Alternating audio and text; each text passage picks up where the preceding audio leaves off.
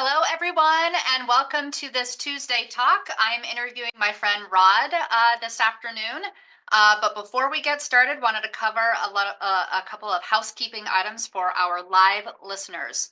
So this is a live webinar where we have people who have joined in live, and we love audience participation. So if you have joined us live, we love for you to interact with us, and you can do that by means of clicking on the Q&A button, either at the top or bottom of your Zoom screen, however you have it set up. So if you click on that button, a little box will pop up and you can type in a question. So Rod, there's no need for you to watch that Q&A box. I will watch as those questions come up, and as they come up, I will make sure that they get asked. And then, for those of you who are watching this on a recorded basis, thank you for that. We appreciate you watching as well. Rod, if you would please introduce yourself to our listeners. Well, great. Well, I'm Rod Roberts, and I'm the Chief Franchise Operations Officer here at Right at Home. And this is, I get to work with a great team supporting our network of franchise owners throughout the country and international as well. So, okay, perfect. Thank you for that, Rod. And to give you some context, the people that are listening to this live or watching this on a recorded basis are people who are interested in potentially joining Right at Home as a Right at Home franchise owner. So a lot of the questions I'm going to ask you over the course of the next 30 minutes, so questions from me, questions from our audience, pertain to tell me a little bit about what it means to be a Right at Home franchise owner, and specifically for you in your role, they're going to be operations focused questions. So let's just start with the basics. With somebody who is looking at pursuing ownership with Right at Home, and you've got a lot of home care experience, you have franchise experience, you have operations experience. So let's just start there with somebody who's interested in joining a home care franchise, specifically Right at Home, obviously is our audience. What are some of the things that they need to be looking at now as they're looking to partner with a home care franchise? yeah, great. And you're right. I tell everybody, Jen, is not a better time to be in home care. I mean, with the aging population, with the baby boomers now, reaching the age that we start to take care of them at that age, at the upper end, it is a great time. So every morning you wake up, your territory just gets better, and then there's no better time than to be with a company like Right at Home. And with where we're going, what we've been the last few years, and over the last 25 years franchising, it's just continuing to grow and develop. And so as somebody looking at this industry, they want to look at, is there a great relationship between, and I think we're in the relationship business. Is there a great relationship between the franchisor, which is us, of course, and then also is with the network of franchisees, that their neighbors and their other people, and because that is really a plus. When you've got those two working together with you, it sure helps you as you start your new venture. Yes. Okay. So great. Thank you for that, Rod. For people who are active in our education and approval process, perhaps you have reached the franchisee validation part of the process, but that is a great question to ask our franchise owners once you reach that point in the process is, what is your relationship like with the franchisor? Because I'm so glad you said that. That's a huge piece of being a franchisee. Obviously, you're joining a franchise concept for a reason because you've got a franchisor to rely on with all sorts of support systems, history, all the things. But you have to maintain a really wonderful relationship between franchisee and franchisor. So great thing to mention. All right. So for the individuals who are going through the education and approval process, what would you say is the number one thing that they should be looking at as far as operations or focused on? Meaning prospects who are looking to join Right at Home operationally, where should be their main area of focus? Let's pretend somebody just joined Right at Home. They just signed their franchise agreement. They're getting their business established. Let's talk about operations of the business. So many things going on when a business first opens and starts, but where should their focus be when it comes to operations and that operational excellence? Yeah, very simple. I mean, our business is to serve our seniors, right? And so they need to be focused on how do they get those clients and follow the model to do so. So if I was looking at this business, it's a repeat business. It's continuing. You're supporting. You're helping seniors. That needs to be your focus. Is the people side of it. Am I?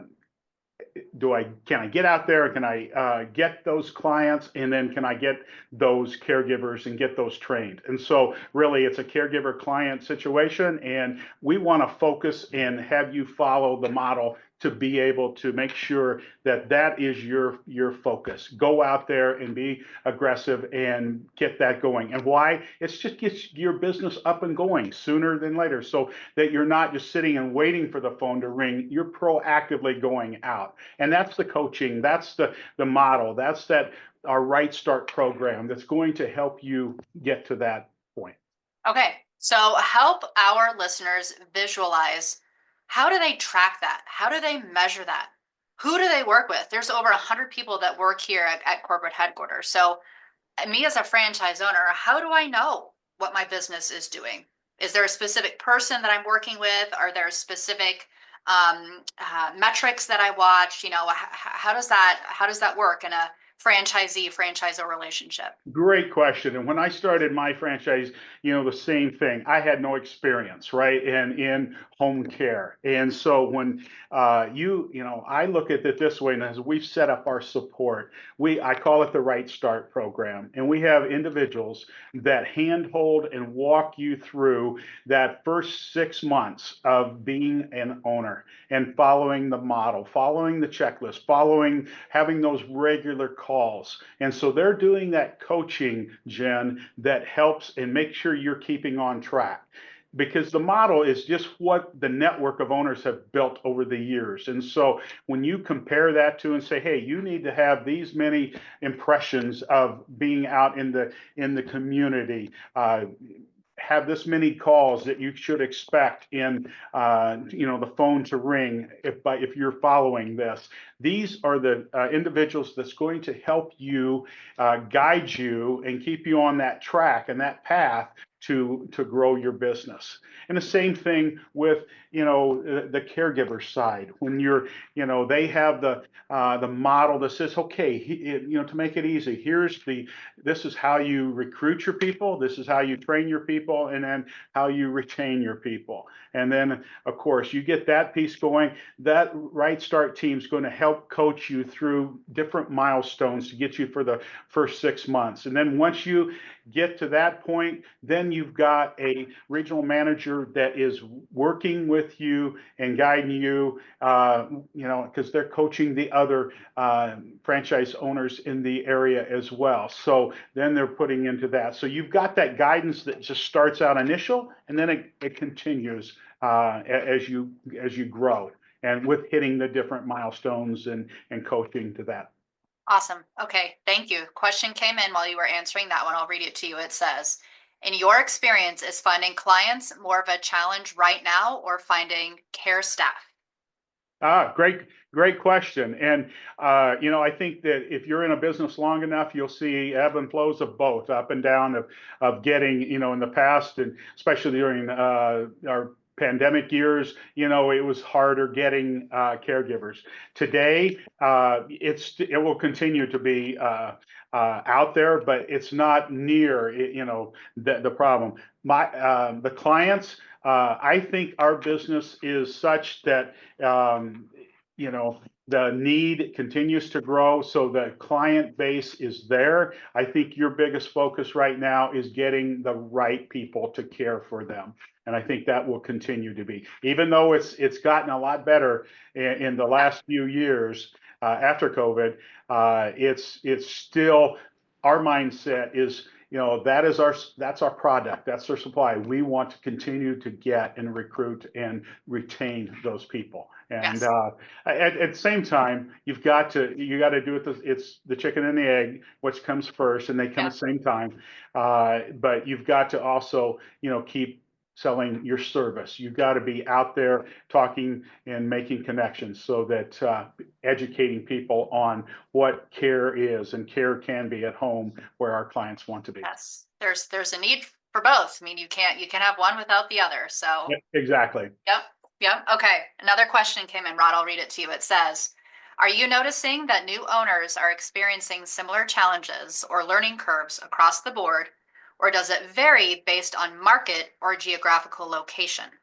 Yeah, I think that, and we have the geographic with our new owners. We get, we cover the country, and I don't, we try to build the program such that we are trying to stay ahead of some of the challenges that you would, as a new owner, if you didn't have that, you'd be experiencing. But I would say, to you, it's the biggest, getting the challenge is getting people to follow the model, get out there and follow the model and do what you're taught. You don't have to reinvent the wheel. And I think if you take that approach, it goes, your business will continue to grow and each day. So. Yep, and I would answer that in a similar way. Every franchise owner is different. Their experience is different. So I feel like I know a thing or two about, franchise development, but I would need some help in operations, Rod, right? Because that is your area of expertise. So I perhaps would experience some operational challenges because I don't have any experience with that. So I may need some additional assistance with that. So it depends, it varies based off of the franchise owner and their strengths and their weaknesses. So not necessarily the market itself, but when you want to talk about actual geographical location, the same is true. The makeup of this territory is going to be different than this territory. So this territory may have specific challenges based off of that makeup, and this one may not have it because it has a different set of geographical or demographics, if you will. I So think that's right. Yeah. yep, And it's gonna vary from territory to territory and franchisee to franchisee. So I don't think it's consistent across the board. Every franchise owner sees the same challenge because every franchise owner is different and every territory is unique in its own way. yeah. Okay. And if there's a certain area that maybe you're not real comfortable with, and let's say the sales side of it, then your coach is going to help you say, okay, then maybe your function is more of the office and in that side and the hiring side, and we need to hire the person that is comfortable for the sales Yes. side. So I think that's the partnership that we talk about in working together to identify each owner in each situation. Absolutely. And that's one of the many benefits of franchising. You're going to have help and support in every area of this business. I joked to someone on the finance team, I'm like, don't you want my help when it comes to QuickBooks? And she's like, absolutely not, Jen. I don't want your help. Because that's not a forte of mine, right? But if I owned a right at home franchise, I think that I'd be pretty great at, inside sales and outside sales, because those are things that I like to do and it's a strength of mine, but I need some help and support in other areas. And I think Okay. I was just going to say, I think people gravitate to what they're really comfortable and what they really enjoy. And I think that really makes them excel when they do that. And then we just have to help coach them with the hats or the positions that they need help and support with. Yes, yes. Okay, another question came in, and I'm going to take a stab at this one, and you can certainly answer it as well, Rod, if you'd like to. It says, do you provide any type of overview to franchise owners about their territory and the difficulties slash successes they may have in their territory? So what we do is we've got a map of the United States that shows open and available territories for sale. It's our inventory, if you will. It's a specific group of zip codes, and it equates to at least 15,000 seniors. So we will share that territory with you. We will share the senior count with you, but you, as the potential franchise owner, we want you to do all of the research that you possibly can on the territory that you are going to be purchasing. And we do that for a reason. We want you to do the research. We want you to feel comfortable with it. We can certainly provide a more detailed demographic report, but that pulls it directly from the United States Census information. So that's something that we can provide.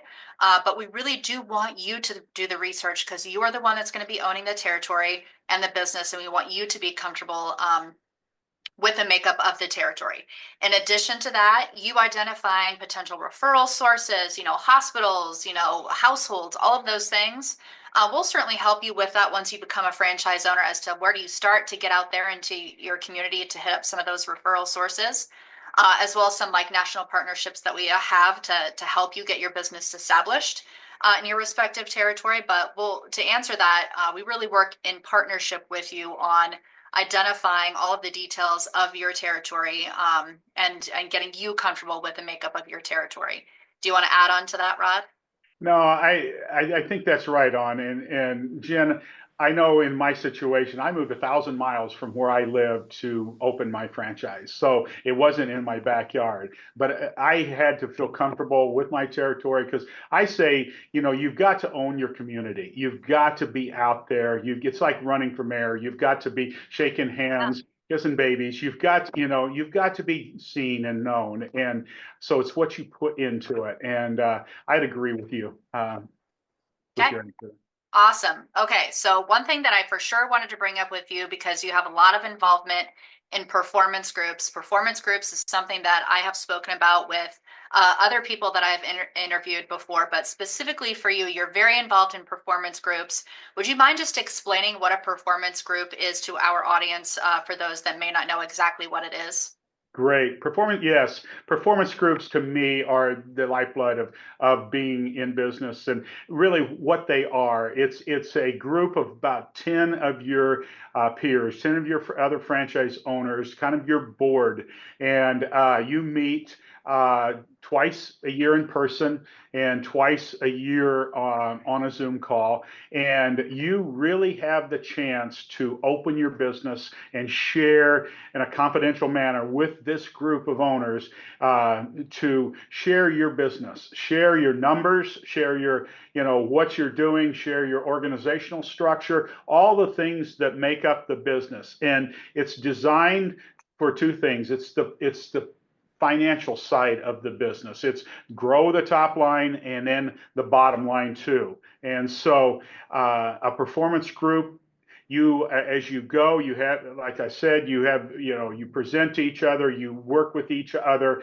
and you have some guide rails to say, hey, here's where I'm at. This is what, size of my business. This is the numbers. This is what, it is. And you've got some guide rails there that says, okay, a like size business should be at this, and these numbers and KPIs should be at this level. And so it is one of our most highly rated programs that we have. It's voluntarily, but I tell people, I said, if we see people that are involved in these groups, in these performance groups, their performance outdoes the people that are not in these groups. So why wouldn't you want to be a part of that? And Yes. so very familiar. It's been very successful. We have majority of our network that's in those, and it's easy to get into a group. It's easy to be a part of that, and it's a discipline that I sure recommend to all. And then our coaches. A lot of those folks that are coaching you in your business are the facilitators. So you have a connection with the corporate office. So it's not just a group of 10 owners that are working, individually. You're working in conjunction with your coaches with the performance. And so you get a lot of insight from, the numbers say this, but operationally, this is what we need to do to help improve your business. So I would challenge you to leave a meeting and not have two or three nuggets that would change your business to improve it and pay for your trip to wherever you're meeting.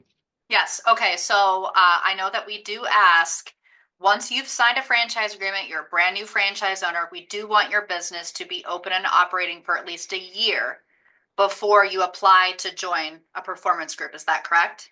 Yeah, that's correct. It's just because, hey, you got so much new coming at you, and it takes 6 months to get in. You got to get your books set up and your QuickBooks, as you mentioned, get all that, have numbers to share, have experiences to share, so that when you join this group, you have stuff to give as much as what you're going to be given. Yes, and I want to offer just the very first performance group that I went to, where I was just sitting there as a spectator, just kind of take it all in. What are these performance groups about?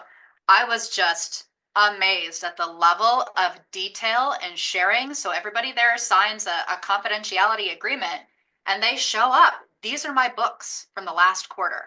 Yeah. And there are other franchise owners that are like, wait a second, you told us you were going to do this, this, and this, and you haven't done those things yet. And that was supposed to turn your business around, and you didn't do those things. Why didn't you do those things? So it's a group of people that are holding each other very much so accountable for, you said you were going to do that. Why didn't you do it? And you're all watching each other and protecting each other like, listen, we're all in this together. We all want to grow our businesses. So let's help each other out and hold each other accountable. And that means you've got to do some homework before your performance group. You've got to submit the information so you can share it with others. And if you don't do that, then there's potential that you may be asked to not be part of the group. So it's not like, hey, I want to join a group and you're in. You have to actually apply to be in a group and sign off saying, yes, I am committing to doing all of these things and working in partnership with my group. So it's very legit. And you're right. It makes a huge impact on a franchise owner's business. And this question that just came in, and maybe answer this in a percentage answer, Rod. It says approximately how much of an increase of revenue do performance group members see? They see approximately 20% more than the people that are not in a group. So Okay. their revenue, increases accordingly. And again, I talk like that as an engagement. They're in the business, they're getting new ideas, and they're able to see that growth. I That would is, tell you, we're committed to it because you, as the leader here in right at home, our CEO, a lot of our other executives attend these meetings. So, to your point, it's not just the facilitator. It's, a lot of times we get there with them because it helps us too. It helps hear and see what we need to continue to build and help support our network. Yeah. and it's just wild to me that just by simply being, it's not just like, all right, I'm in a performance group.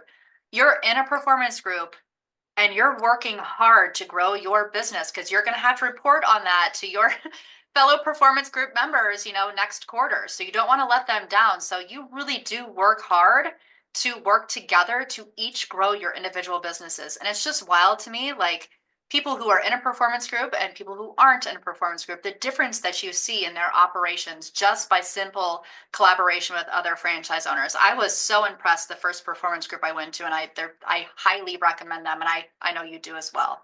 Okay. Especially our top owners are all in it. So that tells you something right Yep. there, Yep. and again, I want to express that a lot of times, why wouldn't people want to be in it? And maybe they're afraid of their books or afraid of getting set up. We've got programs and vendors to help you get set up and get your book set up. So there's no reason not to have your QuickBooks and have your numbers in order. So we've got the programs to help you get there. So Yep. Yep. And this question that came in, Rod, it says, how are you assigned to a performance group? great. That's a great question. We have a list of owners that want to be in a group, and so what we do is sometimes you'll join an existing group. They'll say, "Hey, I met so and so at our home improvement conference," and they'll say, "I want," they'll take and add them into the group. But sometimes we always are with the way we're growing and adding new businesses.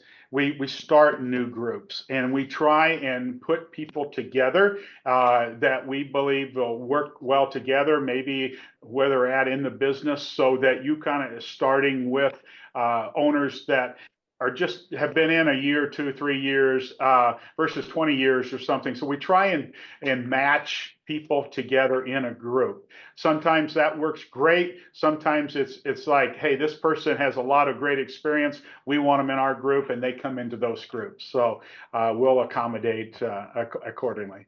Yep. And remind me, Rod, how many people approximately do we want per group? 8 to 10, 10 to 12?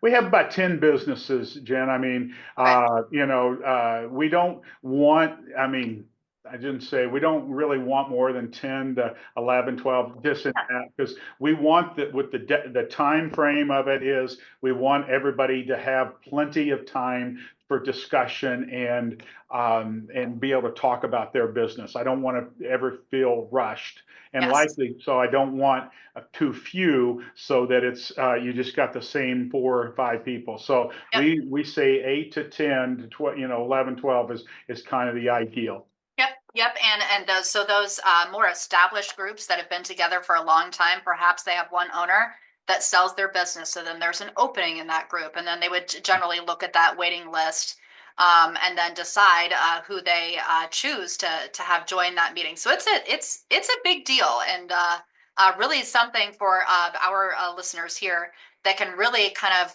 jumpstart your business into that second year by joining a performance group.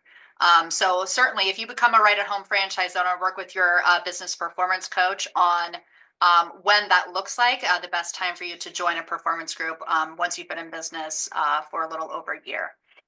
Okay, so Rod, we only have a few minutes left. Thinking of the journey of a franchise owner and somebody who is getting close to a discovery day, close to signing a franchise agreement, maybe at the end stages where they're doing franchisee validation or getting ready to have an invite call with me to looking forward to discovery day. What is the one piece of advice you want to give someone who is exploring ownership with Right at Home? Yeah, I think I would just say, there's a lot of opportunities to be in business and a lot of franchise systems out there. And I think, when I say we're in the people business, I say we're in the, we want to make sure we have that connection with, you feel good about the people you're working with. And I think that if you have questions, whether you wanted to be in a different industry or the home care industry, I think coming in and having, yes, I can see myself doing this. This is a passion that I have.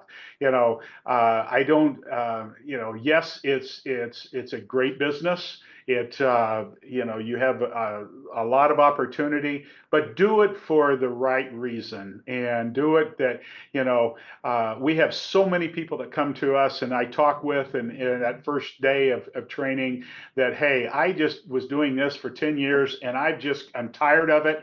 It's not changing the world. It's not making me tick anymore. I wanted to be in something where I can give back, I can help people. And that is really, if you come in with that kind of passion and kind of thing, and have a system that is set up and is on the trajectory that we are on, that is a good recipe, for success. Yes. Okay. Awesome. That was a perfect answer. Thank you for that. And thank you for taking the time to do this today, Rod. I know that you're a super busy guy. I appreciate you taking the time and that I know our listeners do as well. So I'm hopeful that we can do this again sometime. Thanks a lot. Great. Thank you. Okay. Have a great day. Goodbye. Bye.